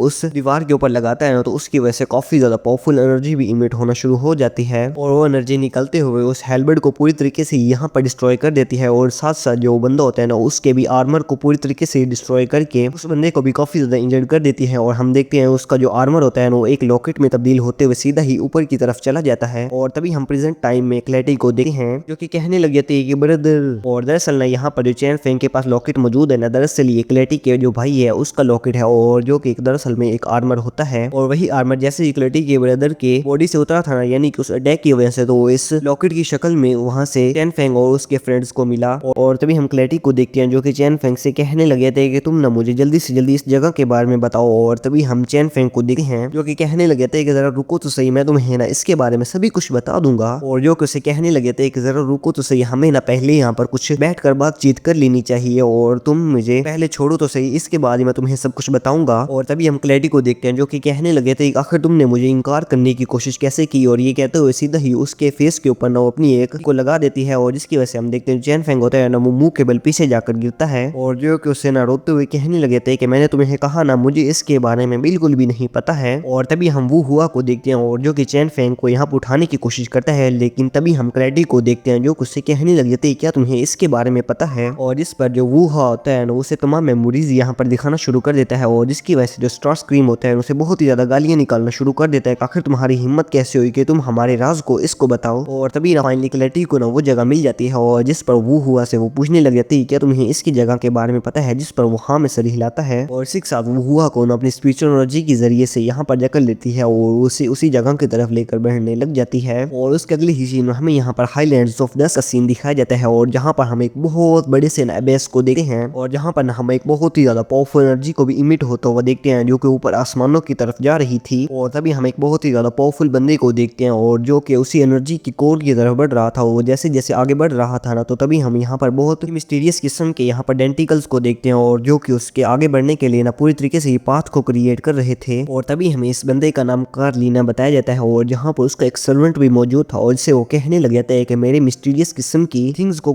किसी ने छुआ है और जल्दी से जल्दी ना तुम उसे तलाश करो। और तभी हम उस बंदे को देखते हैं जो कि दिखने में एक ज़ॉम्बी की तरह लग रहा था और जो कि ना पूरी तरीके से ही म्यूटेड था। और उसके अगले हिस्से में हम यहाँ पर स्पेसशिप में कमांडर कीन को देखते हैं जो कि दरअसल उन्हीं फुटेज को देख रहे थे। और जहाँ पर हम कुछ सोल्जर्स को देख रहे हैं जो कि दरअसल उसी एपोकलिप्स थ्रोन को तलाश कर रहे थे। और हम यहाँ पर कमांडर कार्लिना को भी देखते हैं जिसे कि हमने ना थोड़ी देर पहले देखा था और जो कि इन तमाम सोल्जर्स के आगे मौजूद था और जो कि सभी सोल्जर से कह देता है कि अलर्ट हो जो यहाँ पर वो एपोकलिप्स थ्रोन मौजूद है। और तभी हम ह्यूज कार्लिना को देखते हैं जो कि ऊपर की तरफ उस थ्रोन को हासिल करने के लिए चला जाता है और जैसे ही वो उसे टच करता है तो तभी हम यहाँ पर एक बहुत ही ज्यादा पावरफुल एनर्जी फ्लक्चुएशन को देखते हैं। और हम ह्यूज कार्लिना को देखते हैं जो कि उस एनर्जी फ्लक्चुएशन की वजह से पीछे की तरफ आकर गिर जाते हैं। और तभी हम उनके सोल्जर्स को देखते हैं जो कि जैसे ही उसे बचाने के लिए जाते हैं तभी वो कहता है कि तुम लोग जल्दी से यहाँ से भाग जाओ। और तभी हम कमांडर कीन को देखते हैं जो कि इन मेमोरीज को देखते हुए कहने लग जाते हैं कि जो कमांडर कार्लिना है ना वो पिछले 2 साल से गायब है। और तभी हम एक और कमांडर को देखते हैं जो कि कहने लग जाते हैं कि कार्लिना ना अभी भी डिसअपीयर नहीं हुआ है और उसी ना एपोकलिप्स थ्रोन को तलाश करने के लिए चला गया है। और तभी हम कमांडर कीन को देखते हैं जो कि लॉर्ड इंटरप्रेटर से कहने लग जाती है कि तुम जरा इसके बारे में जांच करके बताओ। और तभी हम उसी लड़की को देखते हैं जो कि अपनी पावर्स को यूज करते हुए यहाँ पर पूरे के पूरे वाइल्ड लैंड के डिफेंस सिस्टम को क्रिएट कर लेती है और जो कि कहने लग जाती है कि मैंने इस डिफेंस सिस्टम की जो एनर्जी है उससे पूरी तरीके से स्टडी किया है और जो कि कहीं ना उसी एपोकलिप्स थ्रोन की ही वजह से इसे मिल रही है। और जो कि कहने लग जाती है कि जिसका मतलब ये है कि कार्लिना ना अभी भी इस वाइल्ड लैंड के अंदर मौजूद है और अगर हम उसको तलाश कर लेते हैं और डेफिनेटली हम उस एपोकलिप्स थ्रोन को भी हासिल कर लेंगे। और हम कमांडर दौरान को देखते हैं जो कि कहने लग जाते हैं क्या वाकई में जो कमांडर कार्लिना है वो हमारे अंपायर को यहाँ पर बिट्रे करने की कोशिश कर रहा है, यानी कि धोखा दे रहा है। और तभी कमांडर कीन सभी से कह देता है कि हमें जल्दी से जल्दी ना वाइल्ड लैंड के ऊपर लैंड करना है ताकि हम कार्लिना को तलाश कर सकें और साथ साथ हमें लॉर्ड क्लैरिटी को भी यहाँ पर तलाश करना है। और उसके अगले हिस्से में हम यहाँ पर चैन फेंग को देखते हैं और जो कि वहाँ पर फाइनली छूट चुका था और जो कहने लग जाता है कि हमें ना जल्दी से जल्दी कार्लिना की तरफ जाना होगा और हमें ना वो हुआ को उससे छुड़ाना होगा। और उसके अगले हिस्से में हम कार्लिना को देखते हैं और जो कि उसी प्लेस की तरफ जा रही थी और हम एक बहुत ही ज्यादा पावरफुल मॉन्स्टर को भी देखते हैं जो उसे मारने की कोशिश कर रहा था। और हम कार्लिना को देखते हैं जो कि उससे फाइट करने के लिए अपनी बाइक से भी नीचे उतर आती है और हम उस मॉन्स्टर को देखते हैं जो कि बहुत ही ज्यादा पावरफुल और जो कि बहुत ही सारे आइस स्लैशेस के जरिए सीधा ही उसके ऊपर अटैक कर देता है। लेकिन हम कार्लिना को देखते हैं जो कि उन तमी से काउंटर करते हुए ना ऊपर की तरफ जंप लगा लेती है और तभी हम उसके हाथों में उसी लॉकेट को देखते हैं और जो कि दरअसल एक बहुत ही ज्यादा पावरफुल डिफेंस सिस्टम का आर्मर होता है। और जिसे एक्टिवेट करते साथ ही ना हम कार्लिना की बॉडी के ऊपर एक बहुत ही ज्यादा पावरफुल डिफेंस सिस्टम के आर्मर को देखते हैं और जो कि मूव करते हुए अपने एक ही स्लैश अटैक में उस मास्टर की ना यहाँ पर नेक को ही उड़ा देती है। और तभी हम वो हुआ और क्लैरिटी को देखते हैं जो कि सीधा ही उसी स्पेसशिप की तरफ बढ़ने लग जाते हैं। और हम क्लैरिटी को देखते हैं जो कि अपनी स्पिरिचुअल पावर को यूज करते हुए उस स्पेसशिप को यहाँ पर वापस से स्टार्ट करने की कोशिश करती है और जैसे ही अपने ब्रदर के ना उस डिफेंस आर्मर लॉकेट को देखती है तो और भी ज्यादा वो डिटरमाइन हो जाती है। और तभी हम उस स्पेसशिप को देखते हैं जो कि यहाँ पर स्टार्ट हो जाता है और हम यहाँ पर एक ब्लैक क्रिस्टल टावर को भी देखते हैं हैं जो कि निकल आता है और अगले ही सीन में हम चैन फेंग को देखते हैं जो कि सीधा ही क्लैरिटी की तरफ बढ़ रहा था और जैसे ही देखते हैं आगे ना एक बहुत बड़ी खाई मौजूद है तो वो तभी यहाँ पर अपने पास से एक डिवाइस को निकालता है और उस डिवाइस को सीधे ही नीचे की तरफ भेज देता है। और दरअसल वो डिवाइस जो होती है वो एक ग्रेविटेशनल फ्री जोन को क्रिएट करने के लिए इस्तेमाल होती है और जिसको यूज करते हुए चैन फेंग ने ना बहुत सारे ग्रेविटेशनल फ्री जोन्स को बना दिया था और इसी के साथ वो नीचे की तरफ जंप कर लेता है। और हम देखते हैं चैन फेंग जो होता है वो जैसे ही उस ग्रेविटी फ्री जोन में एंटर करता है तो उसकी स्पीड काफी ज्यादा कम हो जाती है और वो मल्टीपल जोन्स की वजह से नीचे की तरफ गिरने से बच जाता है। और साथ साथ यहाँ पर प्राइमल और स्टार स्क्रीम और उसके दोनों रोबोट्स को देखते हैं जो कि सीधा ही उसी की तरफ रवाना हो जाते हैं। और अगले ही सीन में हम देखते हैं वो सभी लोग एक सीक्रेट फॉरेस्ट में जो कि दरअसल इसी वर्ल्ड लैंड के अंदर मौजूद है वहां पर पहुंच चुके थे और जहां पर इनको वो हुआ और क्लैरिटी के ट्रेसेस भी मिलते हैं कि वो इसी रास्ते से होकर गए हैं। और हम देखते हैं उस सीक्रेट फॉरेस्ट के अंदर ना मुख्तलिफ किस्म के मिथिकल क्रीचर्स वगैरह भी मौजूद थे। और उसके अगले ही सीन में हम उसी ब्लैक टावर यानी कि ब्लैक क्रिस्टल टावर के इनसाइड का सीन देखते हैं और जहां पर क्लैरिटी और वो हुआ पहुंच चुके थे। और तभी हम क्लैरिटी को देखते हैं जो कि सीधा ही उस टावर के जो मिटियोर टावर मैनेजर होता है ना उसको वेकअप कर लेते हैं यानी कि स्टार्ट कर लेती है। और हम देखते हैं कि उस टावर की जैसे ही एआई ओपन होता है तो वो क्लैरिटी को कहने लग जाते हैं कि डचेस क्लैरिटी आपको यहाँ पर आने का वेलकम। और तभी हम क्लैरिटी को देखते हैं जो उसे कहने लग जाते हैं कि मुझे तुम जल्दी से जल्दी कार्लिना की लोकेशन को शेयर करो, लेकिन एआई उसको रिजेक्ट कर देता है और वो कहने लग जाता है कि तुम्हारी परमिशन इसके लिए इनफ नहीं है। और तभी हम क्लैरिटी को देखते हैं जो कि ना अपने भाई के यानी कि ब्रदर के उसी डिफेंस आर्मर लॉकेट को जैसे ही उस एआई को स्कैन करवाती है तो वो उसकी इंफॉर्मेशन को यानी कि कार्लिना की इंफॉर्मेशन को देने के लिए तैयार हो जाता है। और तभी हम वो हुआ को देखते हैं जो कि पीछे की तरफ कुछ अफेक्टेड प्लैनेट्स की तरफ जैसे ही जाता है तो हम देखते हैं कि एक प्लैनेट ने ना उससे यहाँ पर पूरी तरीके से ही अपने मुंह में जकड़ लिया था। और तभी ना हम क्लैरिटी को देखते हैं और जिससे कि वो ये बता देता है कि हमें ना कार्लिना की इंफॉर्मेशन नहीं मिली और लास्ट टाइम ना उसे हाईलैंड्स ऑफ डस्क में पाया गया था। और क्लैरिटी जैसे ही ना अपने भाई यानी कि कार्लिना की पिक्चर को देखते हैं तो काफी ज्यादा इमोशनल हो जाती है। और दरअसल ये जो ह्यूज कार्लिना है ना ये क्लैरिटी का ही ब्रदर है। और तभी हम क्लैरिटी की एक मेमोरीज को देखते हैं और जहाँ पर हम कार्लिना हाउस को देखते हैं और जहाँ पर क्लैरिटी भी मौजूद होती है। और तभी हम ह्यूज कार्लिना को देखते हैं जो कि उसके पास आते साथ ही उसे कहने लग जाता है कि तुम्हें ना अपनी हेल्थ का अच्छे तरीके से ध्यान रखना चाहिए। और कार्लिटी उसे कहने लग जाते हैं कि तुम मेरे फादर को बता दो और मुझे ले जाएं, लेकिन कार्लिना उसे कहने लग जाता है कि तुम्हारे भागने की वजह से ना फादर काफी ज्यादा गुस्से में आ चुके हैं। और कार्लिना अपनी सिस्टर से कहने लग जाता है कि हमारा जो क्लैन है ना पूरी तरीके से ही तबाही के कगार पर पहुंच चुका है और फादर ने ना तुम्हारी मैरिज का डिसाइड किया है। और जिस पर क्लैरिटी उसे कहने लग जाती है तुम लोग मेरे बारे में इतना ज्यादा परेशान क्यों हो और क्या मैं तुम लोगों को क्या बच्ची दिखाई देती हूँ। और जो उसे क्लियरली कह देती कि मेरी मैरिज न सिर्फ और सिर्फ मेरे मुताबिक ही होगी। और यही वक्त था जब ना कार्लिना यानी कि क्लैरिटी के ब्रदर कार्लिना ने उससे वो आर्मर लॉकेट दिया था। और कार्लिना अपनी सिस्टर से कह देता है कि तुम्हें ना इस लॉकेट को फादर से भी हाइड यानी कि छुपा कर रखना है। और तभी हम क्लैरिटी को प्रेजेंट टाइम में देखते हैं और जो कि उस ब्लैक क्रिस्टल टावर को एक्टिवेट करने का ऑर्डर दे देती है। और साथ साथ उसे ऑर्डर देती है कि बाकी के तमाम टावर्स को भी सिग्नल दे दो और जैसे ही कोई रिप्लाई आए ना तो मुझे बता देना। और उसके अगले ही सीन में हम यहाँ पर चैन फेंग और उनके रोबोट्स को देखते हैं जो कि फाइनली उसी जगह के करीब पहुंच चुके थे। और तभी हम ब्लैक क्रिस्टल टावर के इनसाइड का सीन देखते हैं और तभी हम क्लैरिटी को देखते हैं जो कि कमांडर कीन से यहाँ पर कॉन्टेक्ट करती है। और हम कमांडर कीन को देखते हैं जो क्लैरिटी से कहने लग जाते हैं आखिर तुम इस वर्ल्ड लैंड में क्या कर रही हो। और जिस पर वो उसे कहने लग जाते हैं कि मैं ना यहाँ पर अपने बिग ब्रदर यानी कि बड़े भाई को तलाश कर रही हूँ। और जिस पर वो कहता है कि नहीं। और तभी वो उसे कहने लग जाते हैं कि तुम वहीं पर रुकना और मैं तुम्हें ना पिकअप करने के लिए किसी को भेज रहा हूँ। क्लैरिटी को देखते हैं जो कि उसे कहने लग जाते हैं कि रॉयल फैमिली ने ना मुझे अरेस्ट करने का ऑर्डर दिया था और तुम लोग ना अब अपना माइंड चेंज कर चुके हो और तुम लोग सिर्फ और सिर्फ मुझे अरेस्ट करना चाहते हो। और वो बंदा उसे कहने लग जाता है कि तुम्हारे भाई ने ना अंपायर को बिट्रे किया है। लेकिन हम क्लैरिटी को देखते हैं जो कि कहने लग जाते हैं कि मैं खुद ही इसको इन्वेस्टिगेट करूंगी और मैं ना इसको बिल्कुल भी नहीं मानती। और तभी हम देखते हैं उस स्पेसशिप के ऊपर ना कुछ अटैक्स होते हैं और जिसकी वजह से ना कनेक्शन कट हो जाता है। और हम बाहर चैन फेंग और उसके रोबोट्स को देखते हैं जो कि ना वहां पर पहुंच चुके थे। और हम क्लैरिटी को देखते हैं जो कि ना वो हुआ को लेते हुए सीधा ही बाहर आ जाती है। और हम चैन फेंग को देखते हैं जो उसे कहने लग जाते हैं कि हमें ना वो हुआ को वापस कर दो। जिस पर वो उसे कहने लग जाती है कि मैं जब यहाँ से चली जाऊंगी ना तो मैं तुम्हें इसे वापस कर दूंगी। और हम चैन फेंग को देखते हैं जो कि उसे कहने लग जाता है आखिर तुम्हारी हिम्मत कैसे हुई, तुम ऐसा मुझे कह सकती हो और ये सभी रोबोट्स ना मैंने खुद ही बनाए हैं। और चैन फेंग उसे कहने लग जाते हैं कि मैं चाहता हूँ कि तुम अगर वो हुआ को यूज करना चाहती हो ना तो इसके बदले में तुम्हें ना हमें पैसे देने होंगे। और वो उसे कहने लग जाते हैं कि हाँ इस दुनिया में आखिर क्या चीज है जो कि आपको ना फ्री में मिल सकती है। और जो कि उसे कहने लग जाता है कि आखिर तुम्हारे अंदर हिम्मत भी है कि तुम हमसे फाइट कर सकती हो। और तभी हम क्लैरिटी को देखते हैं जो कि काफी ज्यादा गुस्से में आ जाती है और जैसे ही उनके ऊपर अटैक करने के लिए बढ़ती है तो तभी हम प्राइमल को देखते हैं जो कि नीचे उसके एक ग्रेविटी फ्री जोन को क्रिएट कर देता है। और जिसकी वजह से हम देखते हैं क्लैरिटी जो होती है बहुत ही ज्यादा बुरी तरीके से उस ग्रेविटी जोन में फंस जाती है और लिटरली वो यहाँ पर मूव तक नहीं कर पा रही थी। और हम वो हुआ को देखते हैं जो कि सीधे ही चैन फेंग की तरफ चला जाता है और तभी हम चैन फेंग को देखते हैं जो कि क्लैरिटी से कहने लग जाता है कि हाँ, हम मानते हैं कि तुम स्ट्रांग तो हो, लेकिन तुम्हें पता होना चाहिए कि हम भी ना बहुत ही ज्यादा अक्लमंद है और तुम ना हमें बिल्कुल भी बीट नहीं कर सकती। और तभी हम क्लैरिटी के ना नेक के अंदर उसी लॉकेट को देखते हैं जो कि यहाँ पर ग्लो करने लग जाता है और जिसे देखते साथ ही जो प्राइमल होता है वो चैन फेंग से कहने लग जाता है कि जरा बच्चों। और तभी हम देखते हैं क्लैरिटी बहुत ही ज्यादा पावरफुल एनर्जी को अनलिश करती है और जिसकी वजह से वो चैन फेंग जो होता है वो पीछे की तरफ छिटक जाता है और हम स्टार स्क्रीम को देखते हैं जो कि क्लैरिटी के ऊपर लगातार हमले करना स्टार्ट कर देता है। लेकिन क्लैरिटी ने अपने उसी आर्मर को पहन लिया था और उसने अपने सामने एक ट्रांसपेरेंट बैरियर को भी बना लिया। और तभी हम देखते हैं वो जैसे ही सभी लोग यहाँ से भागने की कोशिश करते हैं, जो क्लैरिटी होती है वो बहुत ही ज्यादा स्पीड के साथ सीधा ही उनके सामने आ जाती है और जैसे ही उन सभी लोगों के ऊपर अटैक करती है ना, सभी लोग उसी ग्रेविटी यानी कि ग्रेविटी फील्ड के अंदर चले जाते हैं। और तभी हम क्लैरिटी को देखते हैं जो कि जैसे ही यहाँ पर चैन फेंग को ऊपर अपनी स्वॉर्ड को रखती है तो वो कहने लग जाते हैं कि मुझे बिल्कुल भी मत मारना और मैं मानता हूँ कि मैं रॉन्ग था। और जो कि उसे कहने लग जाते हैं आखिर तुम्हारा एयरक्राफ्ट कहाँ पर मौजूद है। चैन फेंग उसे कहने लग जाते हैं कि मेरी हीरोइन, अगर मेरे पास ना मेरा क्राफ्ट होता ना तो यहाँ से मैं कब का निकल चुका होता। और जो कि उसे कहने लग जाते हैं कि एयरपोर्ट के ऊपर ना बहुत सारे एयरक्राफ्ट मौजूद है लेकिन वो सभी के सभी टूटे हुए हैं। और तभी हम क्लैरिटी को देखते हैं जिसने कि चैन फेंग को यहाँ पर उठा लिया था और जो कि सीधा ही उसी एयरक्राफ्ट की तरफ रवाना हो जाती है। और उसके अगले ही सीन हम यहाँ पर चैन फेंग और क्लैरिटी को देखते हैं और चैन फेंग क्लैरिटी से कहने लग जाता है कि तुम क्या इस वर्ल्ड एंड में सिर्फ और सिर्फ एक केव को तलाश करने के लिए आई हो और क्या यहाँ पर कोई ट्रेजर है जिसको तुम लेने के लिए यहाँ पर आई हो। और जो कि ये कहते हुए ना उसके काफी ज्यादा करीब चला जाता है लेकिन क्लैरिटी उसे कहते हैं कि तुम ना जरा ना मेरे से दूर रहो। और तभी यहाँ पर हम बहुत ही ज्यादा तादाद में मॉन्स्टर्स को देखते हैं और जिन्होंने इन दोनों को ही पूरी तरीके से घेर लिया। तो हम देखते हैं वहां पर जैसे ही एक मॉन्स्टर चैन फेंग को कट करने वाला होता है, जो क्लैरिटी होती है उसने तो उस बाइक की स्पीड को बहुत ही ज्यादा स्पीड में भगाया और जिसकी वजह से हम देखते हैं वो एक ना बेस के पास पहुंच जाते हैं। और जैसे ही वो उनके ऊपर मॉन्स्टर्स अटैक करने वाले होते हैं तो हम क्लैरिटी को देखते हैं जो कि लिटरली अपने एक ही स्लैश अटैक में ना बहुत सारे यहाँ पर मॉन्स्टर्स को मार देती है। और हम क्लैरिटी को देखते हैं जो कि चैन फेंग से कहने लग जाते हैं कि मैं ना तुम्हें यहाँ पर इसलिए नहीं आई हूँ कि तुम न सिर्फ और सिर्फ मेरा मुंह ही देखते रहो। और जो कि उसे कहने लग जाता है कि वाकई में तुम तो बहुत ही ज्यादा पावरफुल हो और तुम ना मेरी हीरोइन बनने के ना बिल्कुल ही लायक हो। और जिसको सुनते साथ ही जो क्लैरिटी होती है उसने स्वॉर्ड को सीधा ही उसकी नेक के ऊपर रख लिया था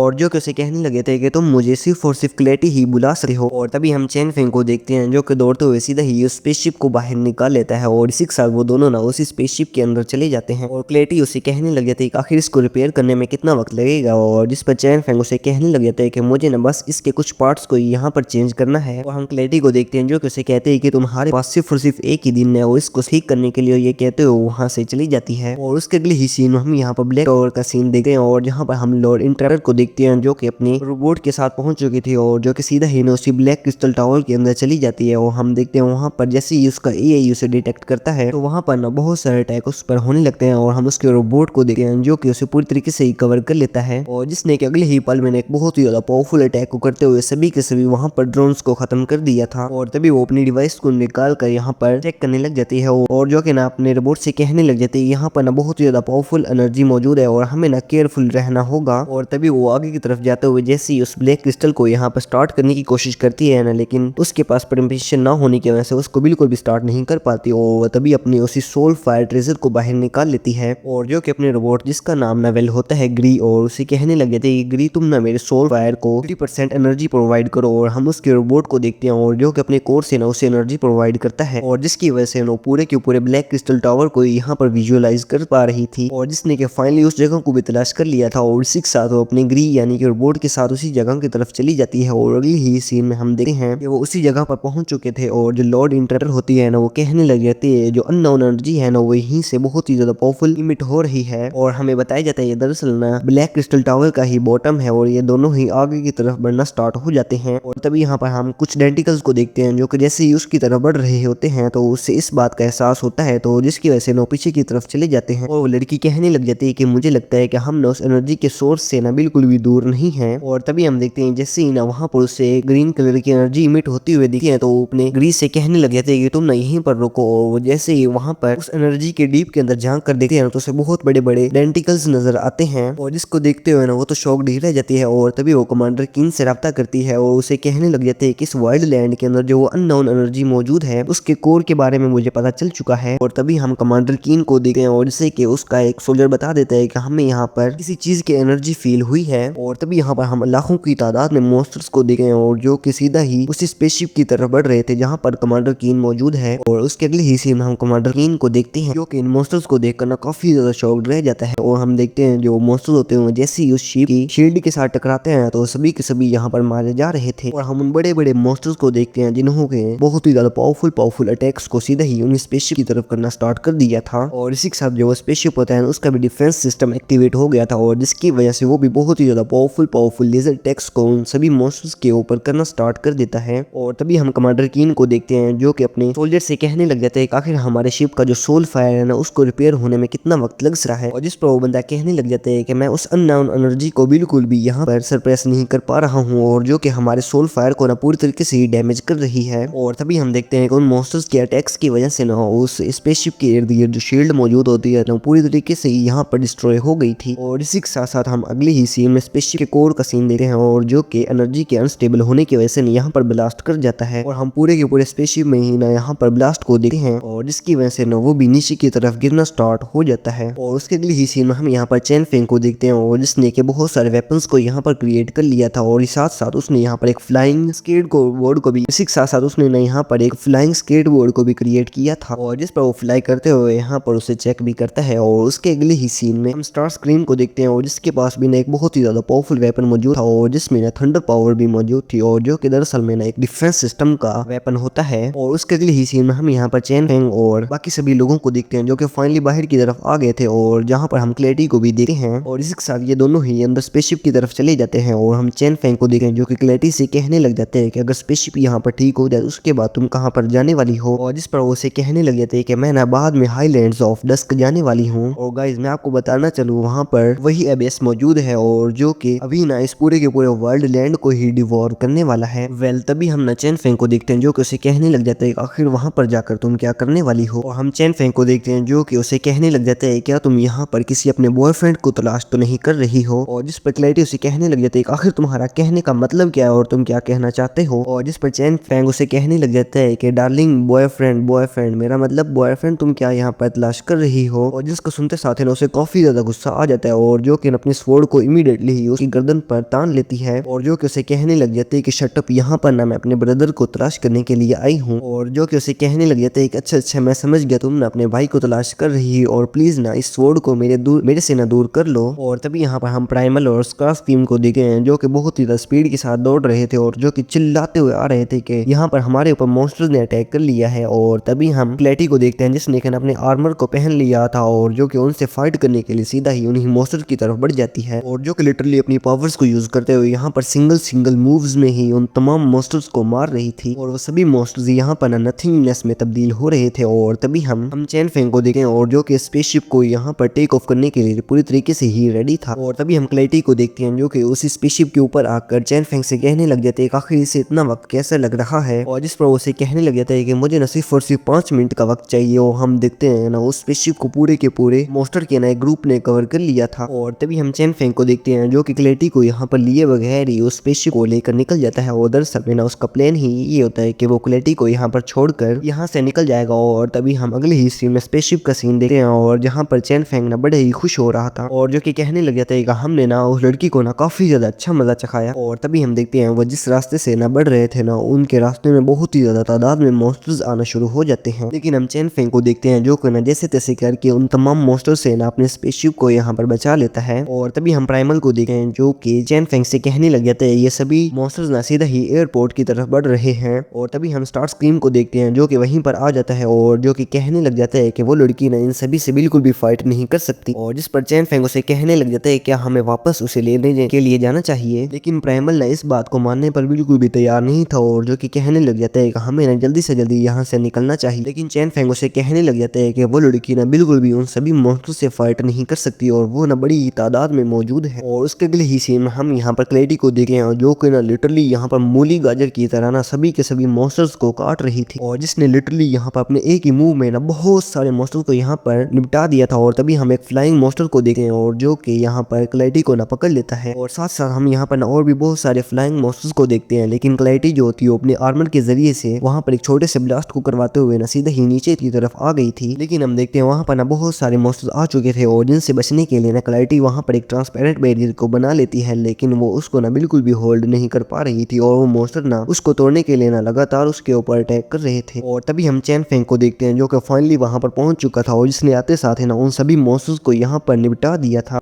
और तभी हम ना बहुत ही ज्यादा तादाद में ना मॉन्स्टर्स को उसी स्पेसशिप की तरफ बढ़ता हुआ देखते हैं और जिन्हें देखते हुए प्राइमल चैन फेंग से कहने लग जाता है कि हमें ना जल्दी से जल्दी यहाँ से निकलना होगा। और तभी ना हम एक बहुत ही ज्यादा पावरफुल अटैक को देखते हैं और जो कि सीधा ही उस स्पेसशिप के एक इंजन से आकर लगता है और जिसकी वजह से ना उसका बैलेंस पूरी तरीके से ही बिगड़ गया था। और तभी हम उसी स्पेसशिप को देखते हैं जो कि ना नीचे की तरफ आकर गिरता है। और तभी यहाँ पर हम चैन फेंग को देखते हैं जो कि ना वापस से उस स्पेसशिप को यहाँ पर रिपेयर करने में लग जाता है। और वहाँ पर जो क्लैरिटी और बाकी के रोबोट्स होते हैं ना वो उन मॉन्स्टर्स के साथ फाइट करने के लिए बिजी थे। और तभी हम चैन फेंग को देखते हैं जो कि ना खास किस्म के साउंड को यहाँ पर रिलीज कर रहा था और जिसकी वजह से ना सभी के सभी मॉन्स्टर्स उसी की तरफ अट्रैक्ट हो जाते हैं। और जो कि ना अपने उसी फ्लाइंग स्केटबोर्ड के ऊपर मौजूद था और उस साउंड की वजह से ना वहाँ पर मौजूद जितने भी मॉन्स्टर्स होते हैं ना वो सभी के सभी उसी की तरफ अट्रैक्ट हो गए थे। और तभी हम क्लाइडी को देखते हैं जो कि सीधा ही चैन फेंग की तरफ रवाना हो जाती है। और दरअसल में ना इसने प्लान बनाया था कि वो सभी के सभी मॉन्स्टर्स को ना उस कंट्रोल रूम के अंदर ले जाएगा। और हम देखते हैं जैसे ही वो सभी के सभी मॉन्स्टर्स उसके अंदर चले जाते हैं ना तो तभी हम वो हुआ को देखते हैं जिसने वहां पर एक ब्लास्ट करवा दिया था और जिसकी वजह से ना सभी के सभी मॉन्स्टर्स वहां पर मारे जाते हैं। और तभी हम क्लैरिटी को देखते हैं जो कि ना काफी ज्यादा इंजर्ड हो चुके थे और साथ ही साथ ना हम यहाँ पर ना बहुत बड़े बड़े मॉन्स्टर्स को देखते हैं जो कि फाइनली वहां पर पहुंच चुके थे। और जिसके ऊपर ना हम उसी बंदे को भी देखते हैं जो कि ना अपने उसी पावरफुल हेलबर्ड को निकालते हुए सीधा ही क्लैरिटी की तरफ थ्रो कर देता है। और जिसकी वजह से हम देखते हैं जो क्लैरिटी का ट्रांसपेरेंट बैरियर होता है ना उसे बिल्कुल भी यहाँ पर काउंटर नहीं कर पाता और जो क्लैरिटी होती है वो नीचे की तरफ गिर जाती है। और तभी हम उसी बंदे को देखते हैं जिसने अपने मॉन्स्टर्स के जरिए से बहुत ही ज्यादा पावरफुल अटैक्स को सीधा ही उन्हीं लोगों की तरफ करवा दिया था। और तभी हम प्राइमल को देखते हैं जिसने वहां पर स्कैनिंग करते हुए फाइनली ना एक सेफ जगह को तलाश कर लिया था और इसी के साथ ये सभी लोग ना उसी की तरफ रवाना हो जाते हैं। और उसके अगले ही सीन में देखते हैं ये सभी लोग ना अंदर की तरफ आ चुके थे और जो चैन फेंग होता है वो कहने लगे थे कि मुझे सिर्फ और सिर्फ इस एयरक्राफ्ट को ना ठीक करने पर फोकस करना होगा क्योंकि इसी के जरिए से यहाँ से हम निकल सकते हैं। और तभी हम क्लैरिटी को देखते हैं जिससे कि फाइनली यहाँ पर होश आ जाता है। और उसके अगले ही सीन में हम यहाँ पर उसी बंदे को देखते हैं जो कर अपनी पूरी की पूरी मॉन्स्टर्स की फौज के साथ सीधा ही चैन फेंग की तरफ बढ़ रहा था। और चैन फेंग ना उसे देखते हुए कहने लग जाते हैं आखिर ये लोग हमें ही क्यों मारना चाहते हैं। और हम वहां पर ना चैन फेंग के एक रोबोट को देखते हैं जो कि उस बंदे के ऊपर फायर कर रहा था लेकिन हम उसी मॉन्स्टर को देखते हैं जो कि अपने एक बहुत ही ज्यादा पावरफुल हेलबर्ड को बाहर निकालते हुए ना उसी रोबोट की तरफ थ्रो कर देता है। और इसे देखते हुए चैन फेंग जो होता है उसे बचाने के लिए दौड़ता है लेकिन उससे पहले ही वो हेलबर्ड उसकी बॉडी के आर पार हो जाता है। और हम चैन फेंग को देखते हैं जो कि वहां पर ना एक पत्थर के नीचे दब गया था। और तभी हम उस बंदे को देखते हैं जो कि ना मानो अपनी एड़ियों को उठाकर चल रहा था और जो कि चलते चलते ना सीधा ही क्लैरिटी के पास पहुंच जाता है। और हम क्लैरिटी को देखते हैं जो कि ना अपने उसी वेपन को लेते हुए जैसे ही ना उस बंदे के ऊपर अटैक करती है लेकिन उस मॉन्स्टर ने ना उसकी गर्दन से पकड़ लिया था और जो कि उसे बहुत ही ज्यादा दूर फेंक देता है। और इसी के साथ हम यहाँ पर ना स्टार स्क्रीम को देखते हैं जो कि उस बंदे के साथ फाइट करने के लिए आगे बढ़ता है और मानो कि वो यहाँ पर ना बॉक्सिंग कर रहा हो और जो कि ना बहुत ही ज्यादा पावरफुल पंचेस को ना उसके ऊपर लैंड करता है लेकिन ना उसके ऊपर तो इसका बिल्कुल भी असर नहीं हो रहा था। और तभी वो बंदा इतनी ज्यादा स्पीड के साथ मूवमेंट करने लग जाता है क्या ना जिसकी वजह से स्टार स्क्रीम का ना एक भी पंच उसे बिल्कुल भी हिट नहीं हो पा रहा था। और इसे देखते हैं ना वो भी काफी ज्यादा हैरान था। और हम उस मॉन्स्टर को देखते हैं जिसने कि ना उसके दोनों के दोनों हाथों को यहाँ पर उखाड़ दिया था। और इसे देखते हुए चैन फेंग कहने लग जाता है कि उसे छोड़ दो और स्टार स्क्रीम उसे कहने लग जाते हैं कि मैं ना अपनी आखिरी सांस तक तुम्हारे साथ लड़ता रहूंगा। और ये कहते हुए ना वो वापस से उसके ऊपर अटैक करने लग जाता है लेकिन हम उस मॉन्स्टर को देखते हैं जिसने कि ना उसकी ये गर्दन को यहाँ पर उखाड़ डाला था। और इसे देखते हुए चैन फेंग को काफी ज्यादा गुस्सा आता है और जो कि उस रोबोट के साथ ना बिताई गई ना अपनी पुरानी मेमोरीज को भी याद करने लग जाता है। और उससे कहीं ना उसके लिए काफी ज्यादा बुरा लग रहा था क्योंकि वो उसका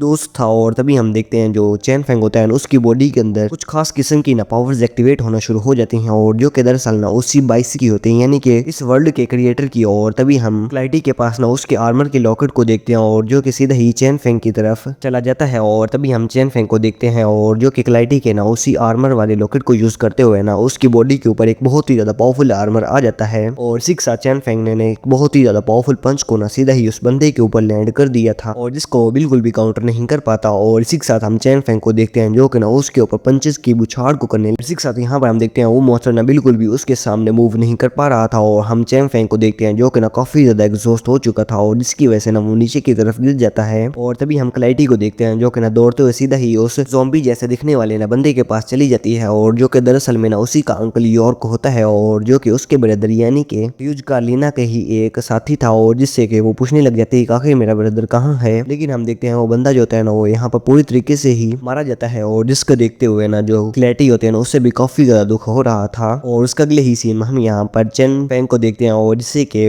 ये यहाँ पर स्कैन करते हुए क्लैरिटी को बता देता है कि इसकी हालत काफी ज्यादा खराब है और इसको ना हम बिल्कुल भी यहाँ पर क्योर नहीं कर सकते। और इस पर उसे कहने लग जाते हैं कि मुझे पता है कि इसे ना किस तरह हील करना है और इसलिए ना तुम इसे मेरे साथ ले आओ। और दरअसल में ना ये फायर नाइट ऑर्डर की तरफ जा रहे थे और उसके अगले ही सीन में हम यहाँ पर स्पेसशिप का सीन देखते हैं और यहाँ पर हम चेन फेंग को देखते हैं जो कि ना फाइनली यहाँ पर उठ चुका था। और साथ साथ हम यहाँ पर क्लैरिटी को देखते हैं जो कि ना अपनी एनर्जी को यूज करते हुए ना यहाँ पर चेन फेंग को हील कर रही थी। और तभी चेन फेंग उन्हें कहने लग जाते हैं कि आखिर हम लोग ना कहाँ पर जा रहे हैं। और जहाँ पर हम प्राइमल को देखते हैं जो कि उसे कहने लग जाते हैं कि जब तुम अनकॉन्शियसनेस थे ना तो तब हमने अपनी डेस्टिनेशन को ना यहाँ पर चेंज कर लिया था। लेकिन हम चेन फेंग को देखते हैं जो कि कहने लग जाते हैं कि नहीं हमें ना वापस लेंगियांग नाइट्स जाना है। और तभी हम क्लैरिटी को देखते हैं जो कि उसे कहने लग जाते हैं कि तुम्हें ना मेरे साथ चलना होगा। और जो कि चेन फेंग से कहने लग जाते हैं कि आखिर तुम मेरे ब्रदर के जो आर्मर है ना उसे कैसे पहन सकते हो और साथ साथ ना जो मेरे अंकल यॉर्क है ना उनको क्या हुआ था और हमें ना इसके बारे में फाइट करना होगा और तुम्हें ना मेरे साथ ही चलना होगा। और हम चेन फेंग को देखते हैं जो कि ना बड़े ही गुस्से के साथ उसे कहने लग जाते हैं कि मैंने तुम्हें पहले ही कहा ना कि मैं इस मनुष्य जगह से निकलना चाहता हूँ और मेरा ना तुम्हारे अफेयर्स के साथ कोई भी ताल्लुक नहीं है। और हम क्लैरिटी को देखते हैं जो कि उसे कहने लग जाते हैं कि आखिर तुम ऐसा कैसे कर सकते हो और तुम्हारी बॉडी के अंदर ना एक बहुत ही ज्यादा पावरफुल फोर्स कैसे मौजूद हो सकती है और आखिर तुम कौन हो और तुम्हारे पास ना इस तरह की कमाल की पावर्स कहाँ से आई हैं। और हम चेन फेंग को देखते हैं जो कि उसे कहने लग जाते हैं कि मैं तो खुद भी ये जानना चाहता हूँ कि आखिर मैं हूँ कौन। और हम चेन फेंग को देखते हैं जो कि ना बड़े ही गुस्से के साथ कहने लग जाते हैं कि मैंने अपने ही 2 साथियों को मार दिया। और हम क्लैरिटी को देखते हैं जो कि उसे कहने लग जाते हैं कि तुम्हें ना मुझे इस सब के बारे में यहाँ पर एक्सप्लेन करना होगा कि तुम्हारे पास ना ये ताकत कहाँ से आई और साथ साथ ना आखिर मेरा ब्रदर कहाँ पर मौजूद है। और हम चेन फेंग को देखते हैं जो कि उसे कहने लग जाता है आखिर मैं तुम्हें एक्सप्लेनेशन किस लिए दूं। और तभी हम क्लैरिटी को देखते हैं जो कि अपनी स्वॉर्ड को निकालते हुए सीधा ही उसकी गर्दन की तरफ कर लेती है और जो कि उसे कहने लगे थे कि तुम्हें ना मुझे सब कुछ एक्सप्लेन करना होगा। लेकिन हम चेन फेंग को देखते हैं जो कि ना उसी की तरफ बढ़ने लग जाता है और जो कि मानो ऐसे कह रहा था कि तुम ना यहीं पर मुझे मार दो। लेकिन हम क्लैरिटी को देखते हैं जिससे कि ना काफी ज्यादा बुरा लग रहा था और जो कि ना अपनी स्वॉर्ड को भी नीचे की तरफ कर लेती है। और तभी हम प्राइमल को देखते हैं जो कि चेन फेंग से कह देता है कि तुम ना यहाँ पर जल्दी से जल्दी सीट बेल्ट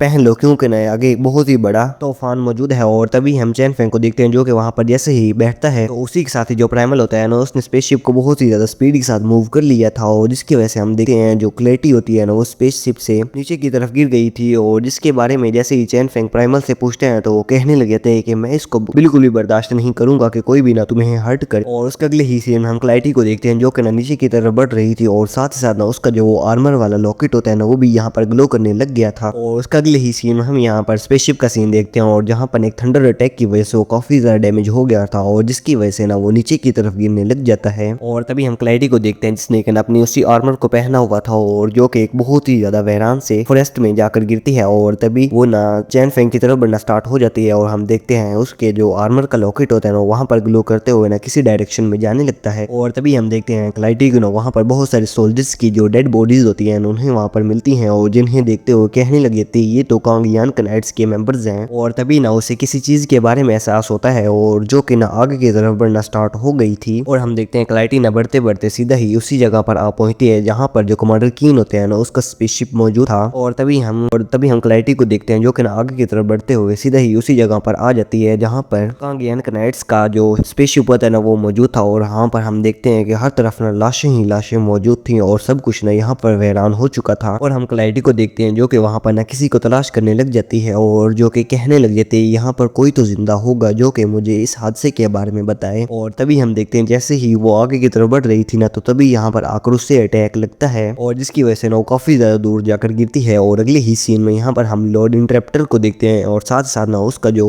रोबोट ग्री होता है ना वो भी उसके साथ मौजूद था। और जो कि जैसे ही यहाँ पर क्लैरिटी को देखती है तो वो कहने लग जाते हैं कि तुम्हें तो मैं आज बिल्कुल भी नहीं छोड़ूंगी। और ये कहते हुए वो अपने रोबोट को सीधा ही उसी की तरफ अटैक करने के लिए भेज देती है। लेकिन हम यहाँ पर क्लैरिटी को देखते हैं जिसने कि ना अपने उसी आर्मर को पहन लिया था लेकिन ना उस रोबोट का जो पावर लेवल होता है ना वो भी बिल्कुल भी कम नहीं था और जो कि उसे काफी ज्यादा टक्कर दे रहा था और जो कि कहीं ना कहीं उसके ऊपर डोमिनेट भी कर रहा था। क्लैरिटी उसे कहने लगे थे कि जरा रुको और मैं ना तुम्हें इसके बारे में बता सकती हूँ। लेकिन हम उस रोबोट को देखते हैं जो कि अपने एक बहुत ही ज्यादा पावरफुल लेजर अटैक को सीधा ही उसी की तरफ कर देता है और क्लैरिटी ना उसके अटैक से यहाँ पर डॉज करने की कोशिश करती है। लेकिन एट द मोमेंट हम देखते हैं कि उससे ना एक बहुत ही ज्यादा पावरफुल अटैक लग जाता है और जिसकी वजह से ना वो दूर जाकर गिरती है। और तभी हम उस रोबोट को देखते हैं जिसने एक क्लैरिटी को पकड़ लिया था और जो क्लैरिटी होती है वो लॉर्ड इंटरप्टर से पूछने लग जाती है आखिर गोल्डन रेन मास्टर मुझे मारना क्यों चाहता है। और हम लॉर्ड इंटरप्टर को देखते हैं जो कि उसे कहने लगे थे आखिर सुइको एलिना कहाँ पर मौजूद है। और हम क्लैरिटी को देखते हैं जो कि उसे कहने लगे थे कि तुम मेरे ब्रदर के बारे में मुझे बताओ और क्या वो अभी तक जिंदा है। लेकिन हम लॉर्ड इंटरप्टर को देखते हैं जो कि उसे कहने लग जाती है कि तुम मुझे अगर बताना नहीं ना चाहती तो मैं खुद ही पता कर लूंगी। और तब में हम देखते हैं वो अपनी पावर्स को यूज करते हुए जो क्लैरिटी के ऊपर वो आर्मर मौजूद होते हैं ना उससे उसकी बॉडी से अलग करते हुए सीधा ही ना अपने पास रख लेती है और साथ ही साथ ना उसकी तमाम मेमोरीज को भी यहाँ पर चेक करना स्टार्ट कर देती है। और हम क्लैरिटी को देखते हैं जो कि उसे कहने लग जाते हैं आखिर तुम लोग अर्थ के साथ करना क्या चाहते हो। और हम लॉर्ड इंटरप्टर को देखते हैं जो कि जैसे ही क्लैरिटी की आर्मर की मेमोरीज को चेक करती है तो उसे कहने लग जाते हैं आखिर वो दूसरे लोग कहाँ पर हैं जो कि तुम्हारे साथ मौजूद है। और जिस पर क्लैरिटी उसे कहने लग जाती है कि मैं तो उनको बिल्कुल भी नहीं जानते कि वो कहाँ पर मौजूद है और मैं ना अपने ब्रदर को यहाँ पर तलाश कर रही हूँ। और हम लॉर्ड इंटरप्टर को देखते हैं जो कि बड़े ही शौक होते हुए क्लैरिटी से कहने लग जाते हैं आखिर वो पर्सन कहाँ पर मौजूद है और उसकी बॉडी के अंदर ना मैंने खास किस्म की पावर्स को फील किया है और वो बंदा ना हमारे लिए काफी ज्यादा इंपॉर्टेंट है और तुम हमें बता दो कि आखिर वो कहाँ पर मौजूद है। और हम ना उसी बंदे के जरिए से ना यहाँ पर ये सब कुछ जो चल रहा है ना उसे पूरी तरीके से ही खत्म कर देंगे। लेकिन हम क्लैरिटी को देखते हैं जो कि उसे कहने लग जाते हैं आखिर तुम किसके बारे में बात कर रही हो। और तभी हम यहाँ पर लॉर्ड इंटरप्टर को देखते हैं जो कि अपने रोबोट से कह देते हैं कि तुम इसे छोड़ दो। और तभी वो उसके आर्मर को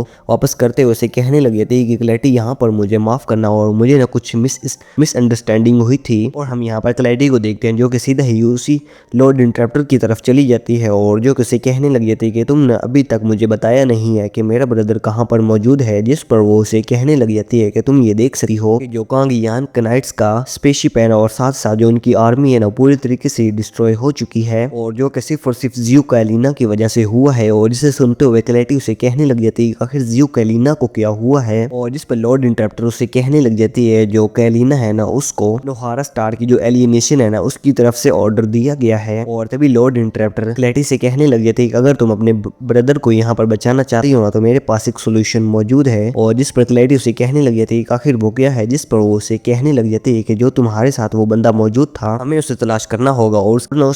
उसकी बॉडी के अंदर ना बहुत ही ज्यादा पावरफुल एनर्जी मौजूद है और जिसके जरिए से हम तुम्हारे ब्रदर को भी यहाँ पर ठीक कर सकते हैं। और उसकी बॉडी के अंदर ना खास किस्म की पावर्स मौजूद है और जिन पावर्स को यूज करते हुए ना यहाँ पर ये सब कुछ जो चल रहा है ना हम पूरी तरीके से ही खत्म कर देंगे और साथ ही साथ हम तुम्हारे ब्रदर को भी ना पूरी तरीके से ही ठीक कर लेंगे। तो दैट्स फॉर टुडे गाइस। अगर वीडियो पसंद आई तो वीडियो को लाइक करें, चैनल को सब्सक्राइब करें। थैंक्स फॉर मिलते हैं नेक्स्ट एपिसोड के अंदर।